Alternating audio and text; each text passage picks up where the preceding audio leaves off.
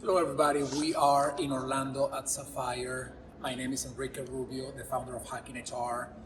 It's been a very exciting journey to do an event in person to begin with. I participated in this event online last year. I think all of us did. And it's great to see humans in the flesh again.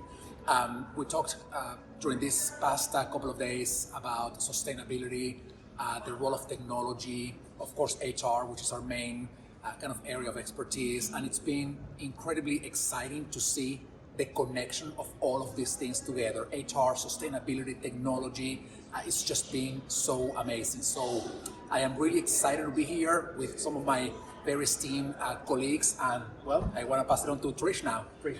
Hi, I'm Trisha McFarland. I'm with H3 HR Advisors and the At Work in America podcast.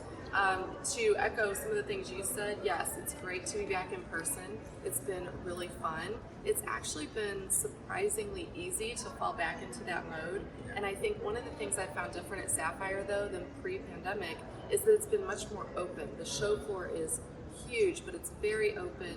Lots of fluidity within sessions and with keynotes, able to go back and forth. And the other thing I've noticed that's been done, I think, even better than prior years, is the thread that's been woven through. You mentioned sustainability. So whether you're an HR professional in our area of expertise, or whether you're in supply chain, procurement, ERP, that has been woven through the entire event and the importance of that. And so that's been really impactful. Sort of seeing how employees and candidates want to work for organizations that value sustainability, and then with SAP and their technology, showing how you can actually achieve that. So, but Joey, why don't you introduce yourself? Yeah, and hello world, I'm Joey Price. I'm the founder of Jumpstart HR, and glad to be here in sunny Orlando. I think the big thing for me, in addition to what you all said, is I've just been unpacking that sustainability framework, right? And it blew my mind, the people component of sustainability. So with regard to mental health, sustainability as far as talent gaps and needing to fill those with people, whether internal mobility or external or contingent workforce. And with diversity, equity, inclusion as well, being a piece of making sure that it's a well-rounded organization that is changing work for good. And so I am still chewing on that. There was a fun activation around jeans and the retail company of the future, which you had to be here. Maybe there's clips online, but if you missed it, you really missed it. So I'm still chewing on sustainability. What about you, Jackie? Yeah, hi, I'm Jackie Cuevas. I'm an HR professional and TikTok content creator.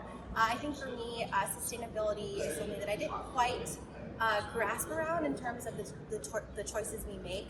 Even coming in from the jeans activity, even how you buy jeans, why you pick jeans. Those are some things that I'm like, that really impacts sustainability holistically. And going back to employees and what's important to them, that sustainability isn't just making right choices with plastic and recycling, but it's also, do companies care about mental health? Is DEI woven into your strategy? So those are some things that I'm also wrapping my mind around and really soaking in and understanding holistically that I can bring back and share with my other colleagues as well. So it's definitely been, as my first time at Sapphire, and in Orlando in itself, it's been an exciting journey just to learn, to absorb, and to just really immerse myself in this experience. So it's been quite a journey so far being here. Yeah, it's awesome. I don't know about you, but one of the things that I'm an HR boy, so I love all things HR. But yesterday I saw something that was really impressive. SAP was showing technology that was telling companies the carbon footprint of their logistics, across the oceans, across countries, and for every sort of pound of merchandise that they were moving around, they said this is the amount of the carbon footprint that you're generating, and they were connecting that with also the talent they needed to manage sort of those operations. That to me was like really mind blowing to see how all these pieces connect together. It's just fascinating. I don't know if you had that same impression. I did, and there was a phrase that was that I heard a lot yesterday. It's not a new one, but you can't manage what you don't measure. And while that's a great classic management principle, the fact that we're applying it to something so important as sustainability shows that there's some intention around getting a grasp of how are our business practices impacting the climate, and what can we do to have a reduced negative impact on the climate? So, yeah, I'm right there with you. Yeah. What about you, Trish? One of the biggest learnings I took away was actually from one of the other influencers who has a background in sustainability and retail and fashion. And so obviously what we're talking about like fit right into her world, but she said that you really don't have to expect to have perfection right at the start. And I think that's been my biggest takeaway. So all of these things in the Experience Lab are very wonderful to see, but it feels a little bit overwhelming. Like, wow, if I'm in an organization and we're not doing anything yet, Like, we don't have what robots. do we do, right? There's no one doing this. So, but I like how she said, you know what? When you're thinking about sustainability in your organization, in your daily life, it's not about making the 100% jump to fully sustainable, right? It's about making little, minute steps every single day. So if you're someone who's in an organization who's just starting this process, if you're working with SAP or using the technology, it's going to help you get a little further. So I think that's a big takeaway too. Just everything that we're doing is tying it together, and it's giving you a starting point wherever you are in your own journey.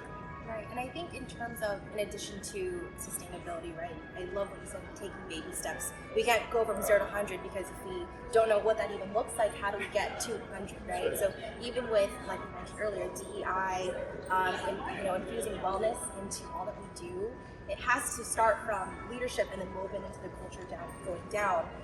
So you can't just again take these big strides, but really understand how can we take small, meaningful wins to get to that direction we want to go in. So I love what you said about that. I think that brings up a good point. What are some takeaways or some action steps that you're inspired to take after experiencing what we've seen here at Sapphire? Feel free. For me, it's the measurement you mentioned. So that's a classic principle. Their global head of sustainability was talking about yesterday. There aren't even standards yet, for example, on how to fully measure that. What the standards are. So I think those of us who are in human resources, me taking away that we can actually help shape what gets measured. You mentioned a few very specific measurements, which is a really good start, but like if our minds are blown, right, I'm sure everyone watching is probably feeling the same way. They're thinking, oh goodness, where do I start? So yeah, I think I'm going to be really thinking much more about what can I do to impact what's important to measure. But to your point, we don't even know what that end result looks like yet, which is almost a good thing. It gives us lots of room to grow. So. Yeah. And I want to add to the idea of measuring how SAP is connecting all the data points across an entire spectrum of technology, sustainability, and people, which is like pretty much what we do, right? I mean, yesterday we saw how they are using technology to identify skills that they don't have in their companies today, who may have those skills, who may be interested in learning those skills, where to find them. And that's really important because we are not making it up as we go, but figuring it out. And that means that data is just providing sort of a blueprint on how to do that. And that to me was pretty interesting. Yeah. What's Jackie? Yeah, I think it's definitely being really mindful of choices that we make. In terms of sustainability, the companies we want to be a part of, the technology we move forward with to implement in hiring and onboarding, I think that's a big key thing in terms of incorporating a really important culture of inclusivity, really making sure that employees are excited to move forward. So I think definitely, even just coming from the genes, interactive activity, it's just the choices you can make really make a huge impact in all that we do. Yeah. So, And they talked about something yesterday that I have never heard before, which is cross-boarding. Yeah. We talked about onboarding and they talked about cross-boarding, and I was like, whoa, I'm like, I'm going to write it down here to see if we can talk more about it. Because Sorry, that's Joey. a video in and of itself, Yeah. the cross-boarding with moving laterally in the organization. My takeaway is very, very niche, although I'm going to apply everything, but I thought about green spaces and not only its impact on sustainability for our organizations, but for our mental health. Yeah. I know one of the things that I do when I hop off of Zoom, I work at home, I go tend to my garden. And so what if that has some true business applications, or what do the studies say about green spaces and mental health at work? And, my team's remote, so I'm going to ship them all some plants and say, hey, Start your own green space. So I'm glad that you mentioned that because when we're on the show floor, I don't know if you all noticed, there are trees everywhere. They're all real. Yes. They're all real. Everywhere. They are real, Yeah. and that was Wow. a huge difference from any other conference I've been Except to. the plants that were dancing. They were real. They were people. Yes, you're right. They were real people. Real, Yes. no, but I think too, I don't know if you noticed the softer lighting, Yeah. the plants, Yep. it really made it sort of a home And the comfort. couches too, Feels just to, right. like, sit. Even where we're sitting, right? Yeah. Felt There's like being in a plants. park. Yeah, exactly. So it was Yeah. very comfortable. And I want to add just to sort of celebrate SAP's commitment to sustainability.